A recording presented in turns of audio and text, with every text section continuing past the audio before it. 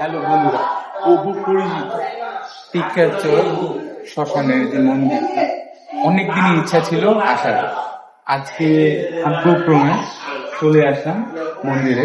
আসেন সবাই দর্শন করে।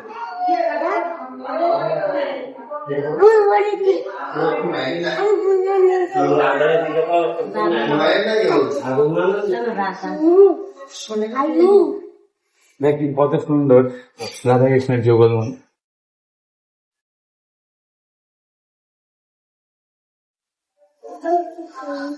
এখানে আছে শিব শঙ্কর,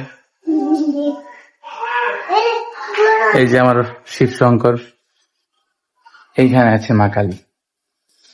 চারিদিকটা খুবই সুন্দর করে কাজ করা আছে, খুব সুন্দর। এখানে যারাই আসে দর্শন করতে, অনেক দর্শনার্থী আসে।